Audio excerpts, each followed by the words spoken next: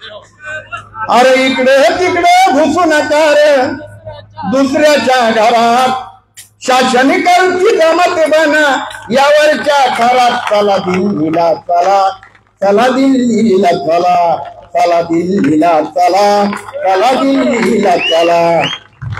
आशा नाही दिशा नाही घालू नका रे गोंधळ, तुम्ही घालू नका रे गोंधळ.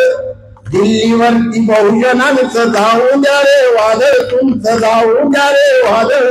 साळी माळी केली कमोरी घोर सांभारा, धंडकडी आणि वंडारी मारा मांगा. अरे लाल दिव्याची गाडी येऊन द्या यांच्या विदारात. चला दिल्लीला चला, चला दिल्लीला चला. याला ज्यांनी घात त्यांची सोडा तुम्ही साथ, सारा सोडा तुम्ही साथ.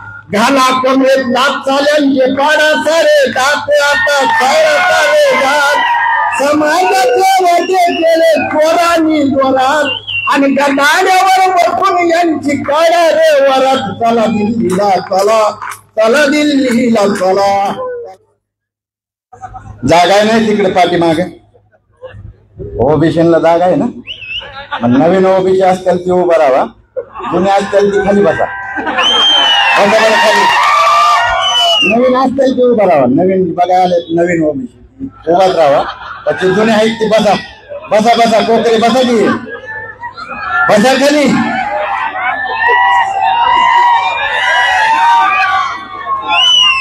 सर्वांना विनंती आहे आपण जागेवरती भाषण करा. इथली बसल्या जातात सगळे ही पत्रकार आहेत. मग पत्रकारांना नाही ती ओरिजिनल म्हणतात. इथली न्याय व्यवस्था मनूची रखेल झाली, इथली न्याय व्यवस्था मनूची रखेल झाली. ही संसद लुटारूंची हिजड्यांची हवेली झाली. कुठे मांडू मी माझ्या वेदना विश्वाला, कुठे मांडू मी माझ्या वेदना विश्वाला. ही व्यवस्था आझाद मैदानावर नागवी झाली.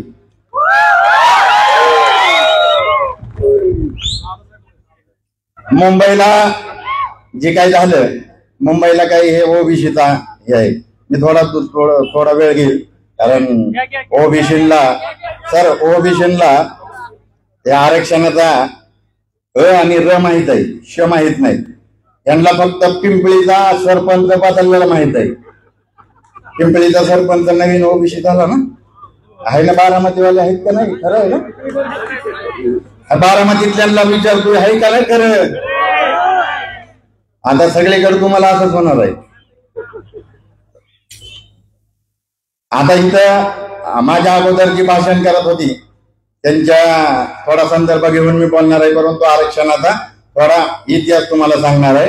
फुलवाडी भूषण पहिले तर महाकारुणिक तथागत भगवान गौतम बुद्ध, फुलवाडी भूषण बहुजन प्रतिपालक छत्रपती शिवाजी महाराज, या देशाचे खरे राष्ट्रपिता महात्मा ज्योतिबा फुले, आरक्षणाचे जनक राजश्री शाहूजी महाराज, ज्यांनी आणलेला डोळं, बहिऱ्याला कान, मुक्याला वाचा, गांधीला जीवदान आणि तुम्हाला मला दिलं या देशाचं सर्वोच्च संविधान. ते भारतीय राज्यघटनेचे शिल्पकार विश्वरत्न परमपूज्य डॉक्टर बाबासाहेब आंबेडकर. 15 ऑगस्ट 1947 ला देश स्वतंत्र झाल्यानंतर त्याच्या दुसऱ्याच दिवशी शाहीर अमर शेखला बरोबर घेऊन मुंबईमध्ये विराट मोर्चा काढणारे आणि त्या मोर्चात ही भीमगर्जना करणारे की ये आजादी झूठी है और देश की जनता भूखी है असं म्हणणारे स्वतंत्र भारतातील पहिले विद्रोही साहित्यरत्न अण्णाभाऊ साठे. जी जात जी जमात रेल्वे गाडीत बसली नव्हती त्या जातीला त्या जमातीला लाल दिव्याच्या गाडीत बसवणारे वर्तमान युगातील महापुरुष बहुजन नायक मान्यवर कांशीरामजी, माता जिजाऊ, माता रमाई, माता अहिल्यादेवी होळकर, माता सावित्रीमाई फुले या सर्व बहुजन संतांना महापुरुषांना प्रथमतः त्रिवार अभिवादन करतो. आणि बांधवांनो, ही जी लढाई आहे या आरक्षणाची लढाई, ही आरक्षणाची लढाई सुरुवात केली ती या महात्मा ज्योतिबा फुलेंनी 1848 ला हंटर आयोगासमोर फाटके कपडे घालून उभा राहिलं आणि फटके कपडे घालून उभा राहून फटफाड इंग्लिश बोलायला लागलं. फटफाड. आणि इंग्रजांना कन्व्हिन्स केलं. इंग्रजांना कन्व्हिन्स केलं आणि इंग्रजांना काय मागितलं महात्मा फुलेंनी तर प्रतिनिधित्व मागितलं. मग महात्मा फुलेंनी हे आंदोलन जे सुरू केलं तुम्हाला सगळ्यांना माहित आहे. महात्मा फुले आपल्या ब्राह्मण मित्राच्या वरातीच्या लग्नात वरातीतून चालत होते. त्या वरातीत महात्मा फुले त्यावेळी ज्यांचं जे काय म्हणतात इन्कम टॅक्स 21,000 रुपये इन्कम टॅक्स भरणाऱ्या महात्मा फुलेंना आणि टाटा 20,000 रुपये भरायचं त्याच्यापेक्षा जास्त 1,500 इन्कम टॅक्स भरणाऱ्या महात्मा फुलेंना परांजपेच्या वरातीतून बाजूला हाकलण्यात आल्या. आणि मग महात्मा फुले मुळा मुठा नदीच्या कडेला जाऊन डोळ्यातून पाणी येत होतं, रडायला रडत बसले. त्यांनी शेजारच्या मांगावड्याकडे बघितलं आणि त्या मांगावड्यातली अस्पृश्य बांधव दुपारच्या वेळेला गावात जायची तयारी करत होती. आणि तयारी काय करत होती, तो कमरेला झाडू आणि गळ्यात मडकं बांधून ती गावात जायची तयारी करत होती. मग महात्मा फुलेंनी विचार केला, सांगितलं की मला माझा अपमान करतोय पण ह्यांना तर ह्यांचा अपमान सुद्धा अभिमान वाटतो, या अभिमानाने चालल्यात. आणि मग महात्मा ज्योतिबा फुलेंनी हे आंदोलन सुरू केलं आणि मरेपर्यंत महात्मा फुले सावित्रीबाई फुले यांनी ते आंदोलन चालवलं. आता वेळ नाही त्याच्यामुळे मी शॉर्टकट मध्ये सांगतोय. महात्मा फुलेंनंतर हे आंदोलन शाहू महाराजांनी चालवलं. शाहू महाराजांच्या वडिलांचं निधन झालं, तुम्हाला माहित आहे, वेदयुक्त प्रकरण घडलं. जी भटजी होता ती पूजा म्हणत होता, ती पूजा म्हणत असताना त्याच्या सगळे शिवे देत होते. ती शाहू महाराजांना समजलं. शाहू महाराजांनी त्याला हटकलं तर तो म्हणला हीच म्हणणार का आम्हाला कोणाकडे, महाराजांकडे हीच म्हणणार. आणि मग महात्मा फुले राजेश्री शाहू महाराजांनी आपल्या संस्थानातल्या 26 जुलै 1902 ला 50% आरक्षण दिलं. तुम्ही आज ती जाऊन बघा, तिथं शाळा बोर्डिंग हे प्रत्येक जातीसाठी शाहू महाराजांनी उभा केलेले आहे. आता ही शिक्षण आणि आरक्षण संविधानात कुणी आणलं, डॉक्टर बाबासाहेब आंबेडकरांनी आणलं. त्याच्या अगोदर बाबासाहेबांनी आपल्या देशात 1919 ला फर्स्ट इंडिया ऍक्ट लागू झाला आणि फर्स्ट इंडिया ऍक्ट लागू झाल्यानंतर त्या फर्स्ट इंडिया ऍक्टच्या आधारे 1928 ला लिथियम आयोग गठीत झाला. त्या लिथियम आयोगाचं एकूण 13 सदस्य होतं. त्या 13 सदस्यापैकी डॉक्टर बाबासाहेब आंबेडकर एक होतं. त्यावेळी काय गुगल मॅप नव्हता. त्यावेळी आपल्या देशात 1000 भाषा बोलल्या जायच्या. त्या 1000 भाषेतल्या 500 भाषा अशा होत्या त्या लिहिल्या आणि वाचल्या जायच्या, पण 500 भाषा अशा होत्या त्या फक्त बोलल्या जायच्या. भारतीयांची भाषा फक्त बोलली जाते. अशा कठीण परिस्थितीत बाबासाहेब उद्या जर लिथियम आयोग बारामतीत येणार असेल तर आजच्या रात्री बारामतीत यायचं आणि सगळ्यांना सांगायचं की उद्या लिथियम आयोग येणार आहे, तुम्ही आर्थिक सामाजिक आणि शैक्षणिक दृष्ट्या मागास आहे ही माहिती त्या आयोगाला द्या. ज्यांनी ऐकलं त्यांची सूची झाली. काय नंतर सूची झाली 1,500 एससीची झाली, 1,000 शेड्यूल ट्राईबची झाली. तुम्ही काय ऐकलं नाही. तुमच्या बापदाद्यांनी काय बाबासाहेबांचं ऐकलं नाही. तुमच्या बापदाद्यांनी बाबासाहेबांच्या घरावर मोर्चा काढला. ओबीसींनी विरोध केला बाबासाहेबांना. मग बाबासाहेबांनी राग धरला का नाही. बाबासाहेबांनी मग 1930 ला 27 ला जे सायमन कमिशन झालं तो 1930 ला सायमन आला. तुम्हाला मला शाळेत काय शिकवलं, गो बॅक सायमन. सायमन काय माळेगाव कारखान्याचं तिकीट मागायला येणार होता. सायमन येणार कशाला होता. सायमन आपल्या देशात तुम्हाला आणि मला आरक्षण देण्यासाठी आलता. परंतु आपल्याला काय सांगितलं, गो बॅक. ह्या देशातल्या 2 ओबीसी आणि 1 अस्पृश्यांच्या म्हणजे दलितांच्या बाबासाहेब आंबेडकर, चौरसिया आणि अजून 1 ओबीसीच्या नेत्यांनी सायमनचं स्वागत केलं. बाकीच्या सगळ्या देशातल्या लोकांनी त्यांचा विरोध केला.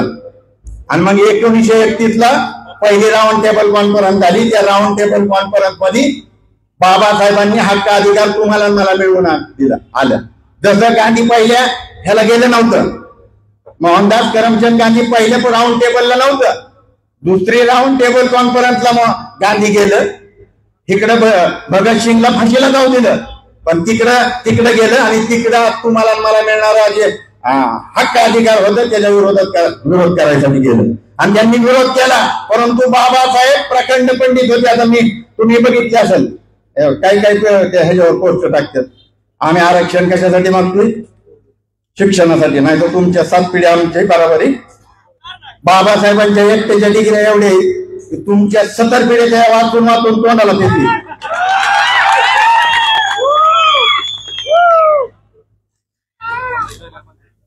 ते आता इथं कार्यकर्त्यांनी सांगितलं तर ही ज्यावेळी हक्क अधिकार मिळालं, गांधीजी तिथून आल्या आणि पुण्यात उपोषणाला बसलं आणि बाबासाहेबांनी लंडनवरून कम्युनल अवॉर्ड आणला होता. तो कम्युनल अवॉर्ड 24 सप्टेंबर 1932 ला रद्द करण्यात आला पुणेकरांच्या नाव. मग बाबासाहेब म्हणले की मी माझ्या बहुजन समाजासाठी लंडनवरून एक रसाचं फळ आणलं होतं. गांधी काँग्रेसनी त्या फळातला सगळा रस काढून घेतला आणि त्याचा स्वतः माझ्या आणि माझ्या बहुजन समाजाच्या तोंडावर फेकून मारला. पण बाबासाहेब हरले का? नाही हरले. बाबासाहेबांनी एसटीला आणि एसटीची यादी त्याच वेळेस झाली 32 ला. आम्हाला एसटी 31 ला जनगणना झाली. 31 च्या जनगणनेमध्ये शेड्यूल कास्ट आणि शेड्यूल ट्राईबची लोकसंख्या मोजण्यात आली की 22.5% निघाली आणि त्याबरोबर तुमची ओबीसीची बी लोकसंख्या मोजली. 52% ओबीसी आहेत. 52%. देशात सगळ्यात मोठं कोण असेल तर ही 52% ओबीसी. आणि हे तिकीट मागतं जेडपीचं कोणाला 2% वाल्याला. जेडपीचा व्हायचंय भाई, कारखान्याला व्हाईस चेअरमन व्हायचंय. महाराष्ट्राचा मुख्यमंत्री देशाचा प्रधानमंत्री व्हायचा अधिकार बाबासाहेबांनी तुमच्या माझ्या बापाने दिलेला आहे.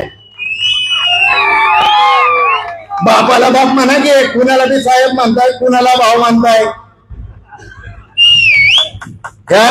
आणि मग 31 ला जनगणना झाली तर 31-32 ला अधिकार मिळाले, परंतु ओबीसीला ते हक्क मिळाले नाही. कुणाला मिळालं आरक्षण? SC-ST ला. बाबासाहेबांनी संविधान बनवताना त्याच्यात 340वे आर्टिकल पहिलं लिहिलं. पहिलं 3 लिहिलं आणि त्या 340व्या आर्टिकल नुसार ओबीसीच्या आरक्षणासाठी आयोग गठीत करण्याची तरतूद केली. 48 ला पंडित जवाहरलाल नेहरूंनी घटना दुरुस्ती केली. घटनेतच ओबीसीचं आरक्षण कॅन्सल. मग बाबासाहेबांनी हिंदू कोड बिल म्हणजे ह्या महिलांसाठी आणि ओबीसीसाठी, आमच्यासाठी नाही आम्हाला मिळालं होतं. आणि आमचं कोण का आमच्याकडे कोण काढायचं बिडायचं ते म्हणू शकत नाही. आम्ही 3 पाट्या हलवतो. तुम्ही बघितलंय 2 एप्रिल 2018 ला तुम्ही होता की मोर्चात बरंच जण अॅट्रॉसिटी रद्द करा म्हणून. त्यांच्या बरोबरच होता तुम्ही.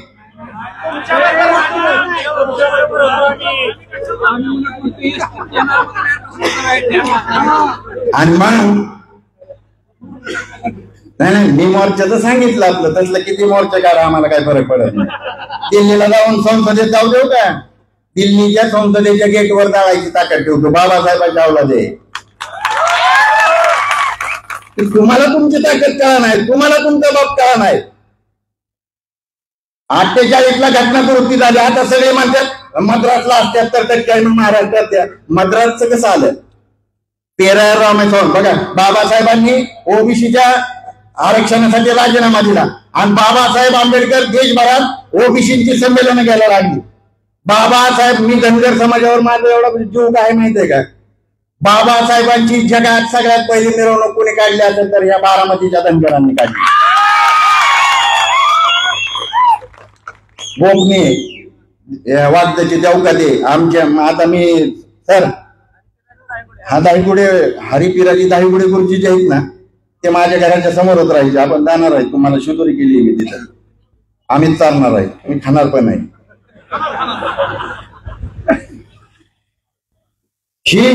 मग काय झालं? बाबासाहेबांनी देशभरात ओबीसीची संमेलनं घ्यायला सुरुवात केली. लखनौला बाबासाहेबांनी 46ला संमेलन घेतलं, 48ला घेतलं, मद्रासला घेतलं, कर्नाटकला घेतलं, पेरार रामेस्वामी नाईकर जे आहेत त्यांच्या बरोबर घेतलं. आणि मग 1951 ला पहिली घटना दुरुस्ती झाली आणि तामिळनाडूतले जे ओबीसी आहेत त्यांना 9व्या सूचीत आणण्यात आलं. 9व्या सूचीत त्यांचं आरक्षण जाऊ शकत नाही. तुमचं किती खासदार आणा, किती बी खासदार आणलं तरी काय होणार नाही. पुढं 52 ला पहिली निवडणूक झाली. पहिली निवडणूक झाली आणि पहिल्या निवडणुकीच्या अगोदर मग काँग्रेसनं आश्वासन काय दिलं? ओबीसीला आरक्षण देणार. मग नेहरूचं बहुमत आलं आणि मग 340व्या आर्टिकल नुसार काका कालेलकर आयोग गठीत करण्यात आला. काका कालेलकर आयोगाने अभ्यास केला, अभ्यास दौरा केला आणि ती यादी जी आहे ती नेहरूंकडे दिली. नेहरूंनी ती यादी राजेंद्र प्रसादकडे दिली. राजेंद्र प्रसादने जवाहरला बोलावलं. जवाहर, आधीच आपण SC-ST ला दिलेला आहे, त्या 52% ओबीसीला जर तू आरक्षण देशील तर तुला मला मिठाई वाटावी लागेल फक्त. मग काय करायचं? मग कालील करायला बोलावलं, कालील करायला खाली लिहायला लावलं की हे जरी खरं असलं तरी मी ह्याच्याशी सहमत नाही. त्याने एक ओळ खाली लिहिली आणि तो काका कालीलकर आयोग कचऱ्याच्या टुपलीत टाकून देण्यात आला. आणि मग 1956 डिसेंबर 1956 बाबासाहेबांचं महापरिनिर्वाण झालं. त्यानंतर ह्या बॅनरवर जे महापुरुष आहेत कांशीरामजी, त्यांच्या नंतर जो मधला गॅप होता तो कांशीराम साहेबांनी DS4 बामसेफ आणि BSPच्या माध्यमातून आंदोलन सुरू केली. मंडल आयोग लागू करो वरना खुर्ची खाली करो. कांशीराम साहेबांनी 300 पेक्षा जास्त दिवस संसदेला घेराव घातला होता. त्यावेळी तुम्ही विरोधात मोर्चा काढत होता. आता म्हणू नका. गावडे सर आहेत का इथं? गावडे सर आहेत का आपले? राजाराम गावडे. हा विचारा त्यांना, ती मोर्चा काढला होता का नाही त्यांनी? त्यांच्या आरक्षणाच्या विरोधात ती मोर्चात होतं. बोर्ड घेऊन ही नाही पाहिजे. तुम्हाला कोणीतरी सांगितलं ही मारामागच आहे. ही तुमचं होतं, तुमची लढाई आम्ही लढलेलो आहे. तुमच्यासाठी आमची लेकरं बाळ मेलेले, मारलेत, जाळू जाळू मारलेत, बुक्स मारलेत. मंडल आयोग लागू करो वरना खुर्ची खाली करो. आज 73ला मंडल आयोग BP मंडलचे खासदार होते इंद्रप्रसाद मंडल, त्यांच्या अध्यक्षतेखाली मंडल आयोग गठीत झाला आणि तो मंडल आयोग लागू करायला काय झालं 89ला. तर आता जे ओबीसी बांधव आहेत ते बोलताना मंडल आयोग, मी मंडल यात्रा बी बघितली आमच्या. तुम्ही कुशाला का म्हणताय VP सिंग पवार साहेबांनी केलं भूताने आणि तुम्हाला 3 खासदार BSPचं निवडून आणतं. बहुजन समाज पार्टीचा किती? 3.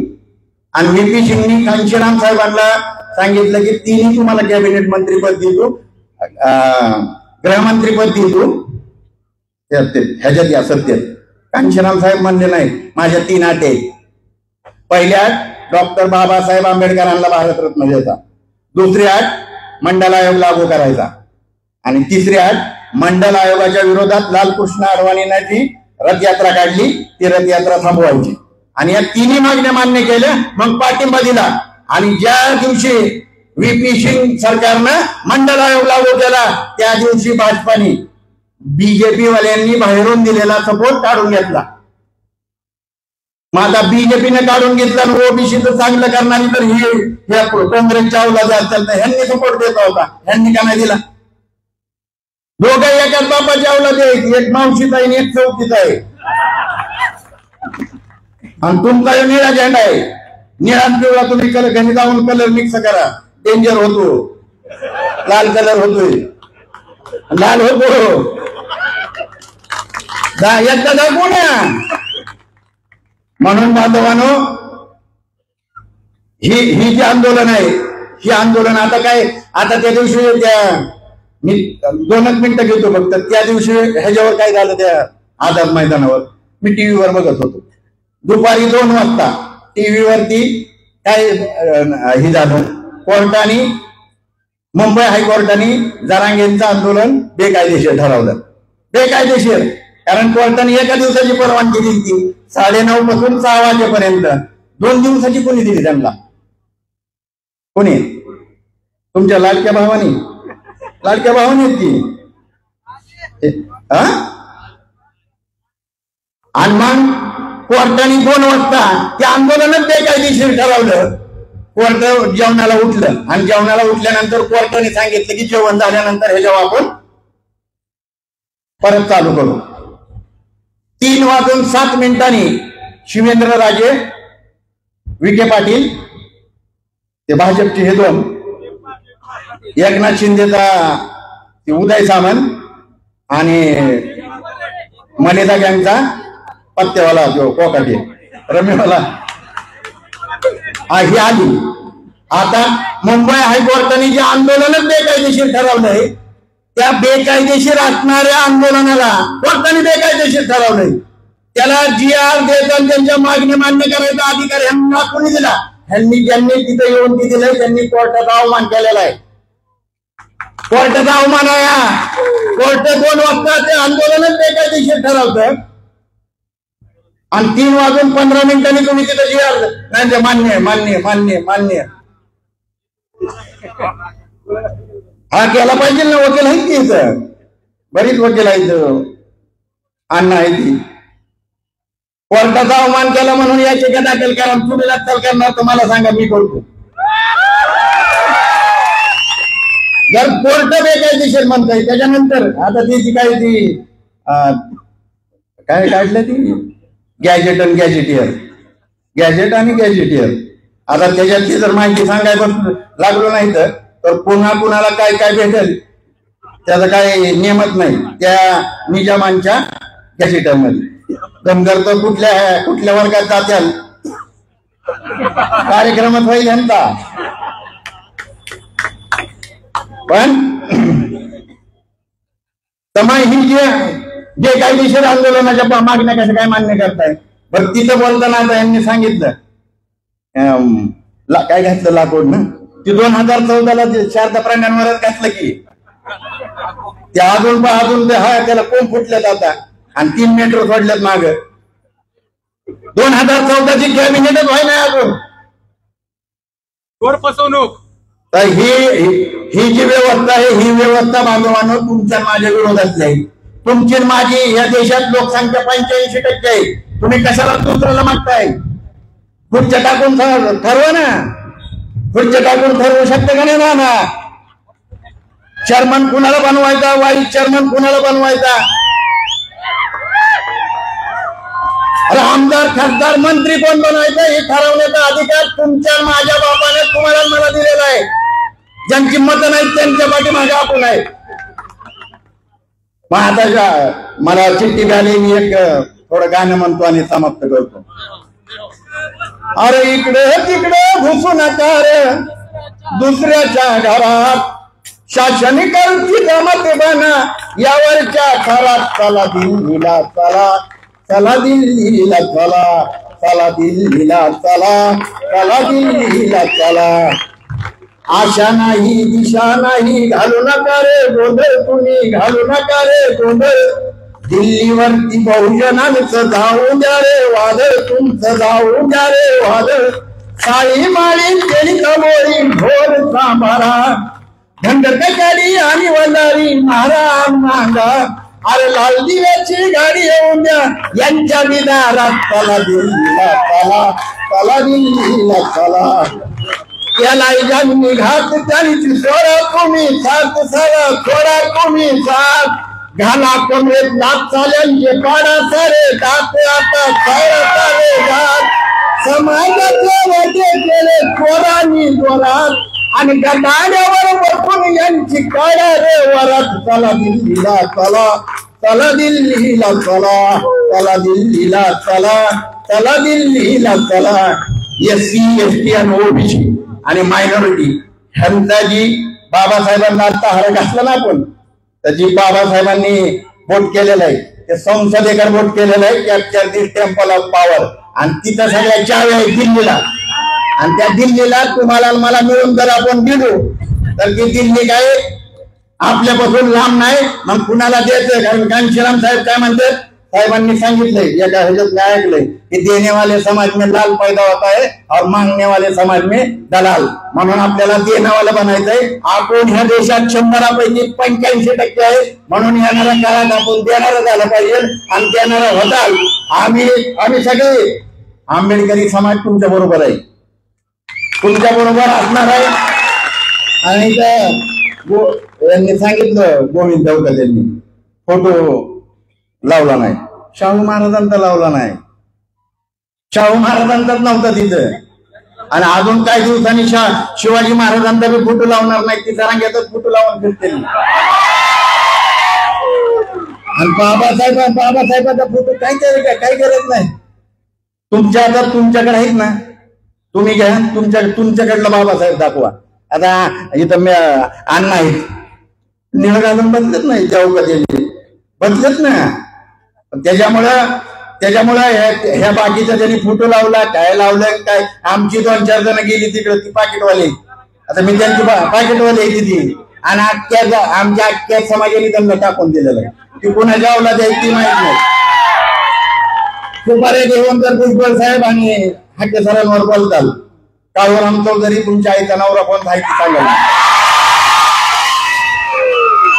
मी काय भुजबळ साहेबांच्या पक्षाचा नाही. मी हाके सरांचं माझं मी त्यांना ते निरेत अडवलं आणि त्यांच्याबद्दल जो प्रकार झाला मी तेव्हा बघितला.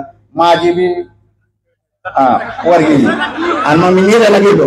आता त्या व्हिडिओ बघितला मी. त्या व्हिडिओ मध्ये जे तुम्हाला म्हणतोय ना माझ्या बापाचा 7-12 आहे माझ्या बापाचा, ती जमीन मारवत नाही जाईन बनवण्याची आहे. राजाभाऊ बरोबर आहे ना, आमच्या जमिनी आहे ती. मी विचारतो त्यांना कोण गेलं तर ती तुझ्या घरी जायला रस्ता नाही तुला आणि तू त्यांना म्हणतोय माझ्या बापाचा 7-12 आहे. आणि म्हणून मग मी त्या निरेच्या मोर्चात गेलो. मला काही कोणी बोलावलं नव्हतं, मला नाही बोलावलं तरी काही मी आपला तिथनं जाताना गेलो. मला ते रागालता बघितलं, मी सोशल मीडियावर बघितलं, गेलो माझा मी कार्यक्रम करून आलो. तर बांधवांनो तुम्हाला परत एकदा सांगतोय, तुम्हाला मला ह्या देशाची शासन करती जमात बनायला लावलंय. शासन करती जमात तुम्ही ग्रामपंचायतच्या भानगडीत पडू नका. इथं ते 12 अर्बनचं सांगितलं, अण्णासाहेब महामंडळाला किती पैसे दिले मग देवका त्यांना किती दिलं ते त्यांना विचारा. प्रोग्रामला किती दिलं ते किती सांगतील. आम्हाला काय करायचंय, आमचं तर तपासत नाही आणि आम्हाला तिथं खातं उघडू देत नाही. खातं उघडू देत नाही तर कुठलं करता येणार आहे. बिनव्याजी बिनव्याजी देणार त्यांची पाहुणे लावली सोयरी जायला येतील. आणि आता त्याच्यावर एकच मुद्दा घेतो बघा. महाज्योती, बार्टी, आरटी आणि सारथी ह्या सगळ्यात जास्त निधी कुणाला दिलाय? सारथीला.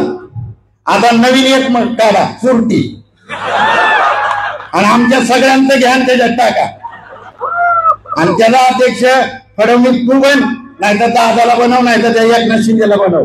घ्या तुमचं तुम्हीच वाटून, पण त्याचं नाव सुरटीच ठेवा. एवढ्याच या ठिकाणी बोलतो आणि थांबतो. जय भीम, जय भारत.